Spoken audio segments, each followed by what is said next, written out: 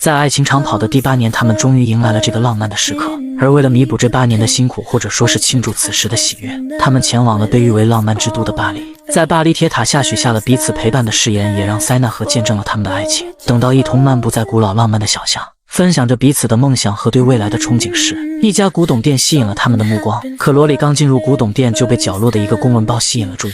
看着上面布满了岁月的痕迹，他有些犹豫要不要将它拿下。而女友佐伊只是看了2眼，便看出了他内心的喜欢。但他们并不知道，这个微不足道的决定，却在无形中改变了他们未来的人生轨迹，使他们更加深爱彼此。等到蜜月结束后，身为作家的罗里开始了自己的创作。然而，就算他投入了全部精力，日夜奋战的去创作，出版商只需要一句无法接受他的作品，变成了一堆废纸。而罗里内心虽然痛苦不堪，却只能强装镇定地看着对方。回家后，他还不敢将心中的委屈和绝望告诉妻子，只能在深夜坐在书桌前凝视着自己的作品，眼中满是无奈和失望。而身为男人的他，也只能选择独自承受这份痛苦。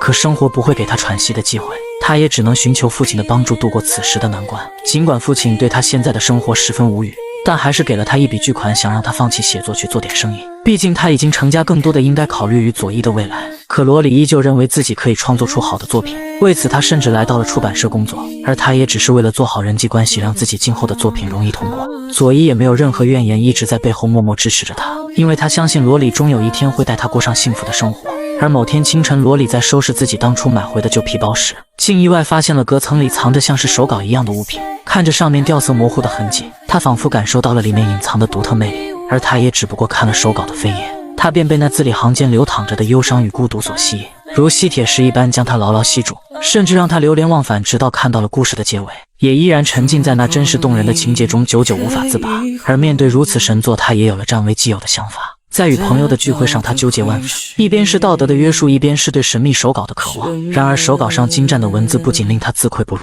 更在不知不觉中挫败了他的内心，让他无缘无故对着关心他的佐伊爆发了无能怒吼。回到家后，他抱着伤心流泪的佐伊，心里愧疚不已，而他也在心里做出了选择。等到妻子熟睡后，他来到书房，拿出了手稿，或许是为了致敬当初的作者，又或许是感觉自己的能力让他无法在原文上做出任何修改，罗里竟然把稿子上的字逐个逐句打了出来。他没有改动句号或者逗号，甚至没有改正原文中的错别字。可当他看到某页手稿上的指纹时，他仿佛穿越了时空，看到了当初的作者。而这一刻，他的心里瞬间充满了自责和愧疚。他知道自己的行为是对作者的不尊重，更是对文学的亵渎。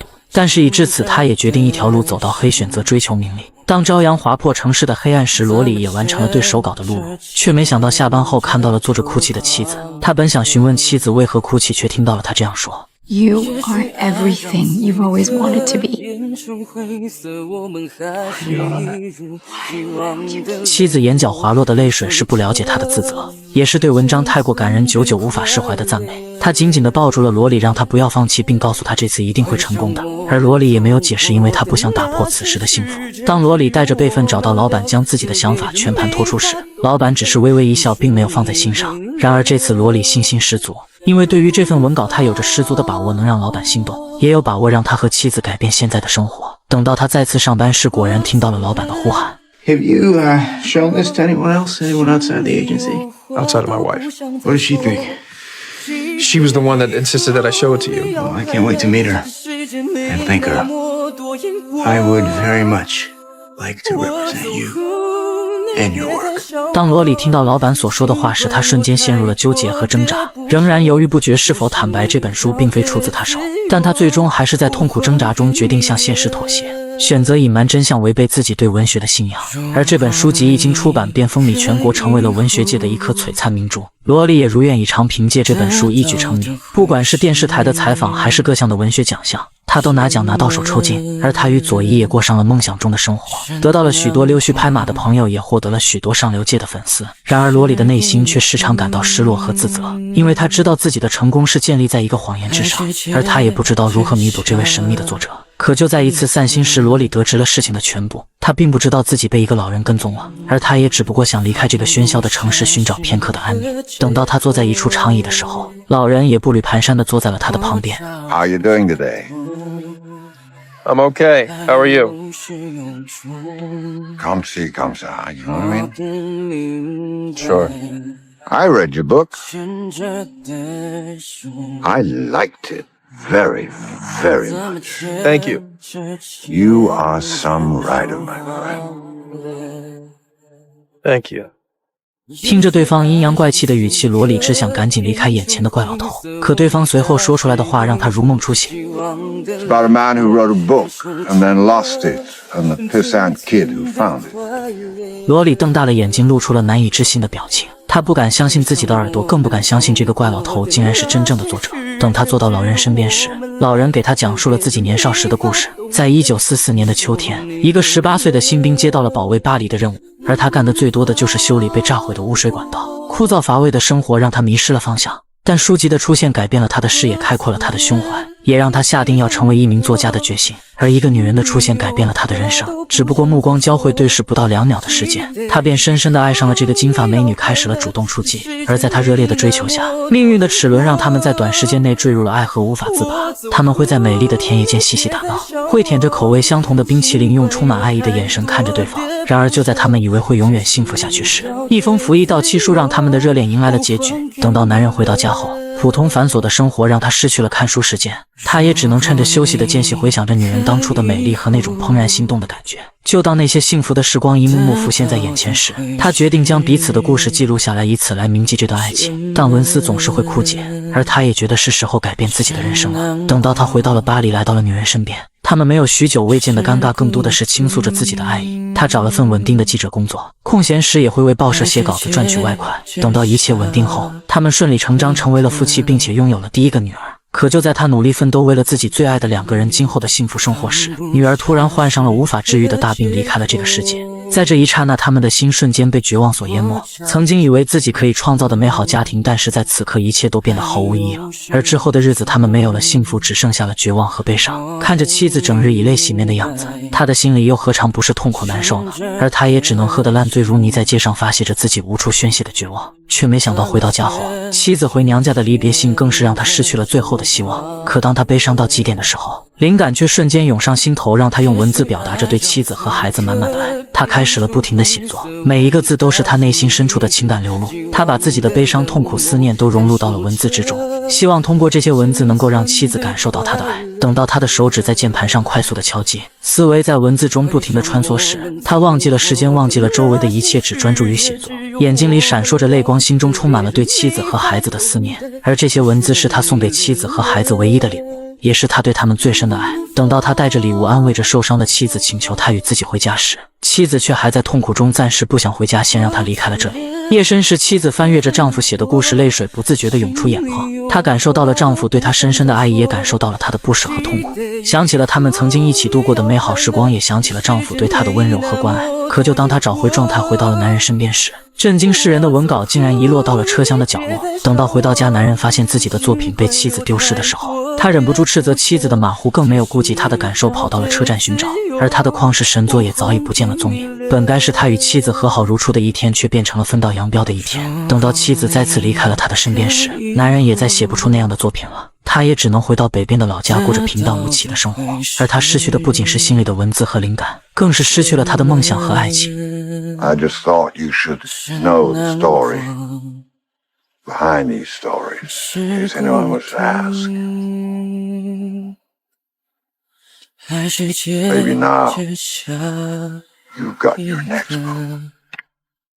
当老人讲完故事，看着罗里变得更加惆怅时，他的目的也达到了。等到老人走后，罗里依旧在伤心绝望中徘徊。他宁愿老人向他索要赔偿，或者对他的不道德进行辱骂，可他怎么都不想知道事情的真相，让他绝望的真相。等到他喝得大醉，回到家心里满是愧疚时，他决定先向妻子坦白一切。 Why do you love me? Dora, Are you drunk? I need to know why you love me. 妻子看着他通红的双眼和难过的样子，依旧表达着他心里对他的爱。可当罗里向他解释一切的真相时，她才明白了丈夫从头到尾的所作所为，也让她对丈夫的爱意变得模糊起来。她不知道自己是否还爱他，更不知道自己是否能够原谅他。而心里满是自责和痛苦的罗里也向老板诉说了全部真相，老板却告訴他事已至此，唯一解决的办法就是坚持这是自己所创作的作品。 You want to pay this man off your advance? That's the right thing to do. You want to cut him into the movie rights? Fine. You want to buy him a house, a car, or a boat? But don't screw yourself for the rest of your life over one stupid mistake. Don't you screw me! 为了保护公司和自己的前途，罗里驱车前往了老人的住址。看着如此偏远的乡下小镇，他才明白自己的成功是得益于别人的痛苦。等到他看到了数十种精心栽培的鲜花，看到了正在修剪鲜花的老人时，他确定了心里到底该如何选择。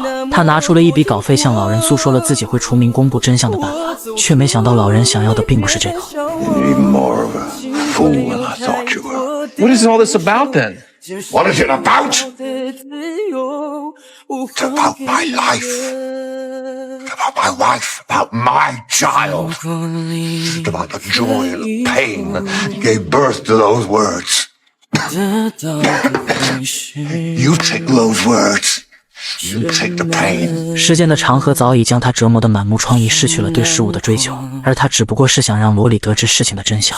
老人无需罗里的补救，因为米已成炊，稿子成了他的伤痛，更让他失去了最爱的人。他也向罗里讲述了稿子上没有写的结局，那是他与妻子分别的第3年。他依旧忘不掉让他魂绕梦牵、难以割舍的妻子。可就当他回忆着当初的幸福时光时，只是一个无心的转头，他竟然看到了妻子的身影。就当他激动地以为这是妻子在等他的时候，一个抱着孩子的男人出现在了他的视野，而他的心猛地一沉，仿佛被一只无形的手紧紧捏住。看着眼前他们的幸福画面，男人的心里充满了无尽的痛苦和悲伤。当妻子与他四目相对的瞬间，他感到自己的世界彻底崩塌了。可他也只能挥手与他做出最后的告别。他永远无法忘记这一刻，永远无法忘记失去妻子和孩子的那种痛苦，直到他最终变成一个孤独的白发老人。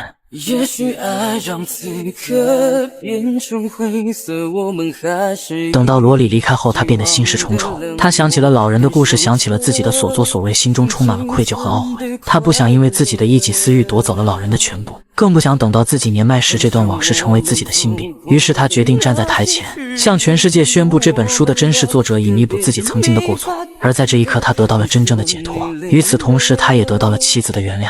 当老人离世下葬时，罗里来到了他的坟前。他知道自己的成功全部来源于老人的帮助和支持，而他的心里充满了对他的感激和敬意。他也选择将手稿交还于老人手中，了却他的遗憾。每个人都会犯错，但重要的是要有勇气面对自己的错误，要明白自己真正想要的是什么，是深爱的家人，还是名利的诱惑，又或是渴望解脱的心。这些都需要你认真选择。而当你有了一个心爱终身的伴侣时，或者他会让你明白心里的选择。愿你找到心之所爱，心之所向。这里是盲青电影解说，下期更加精彩，我们不见不散。我还给你了。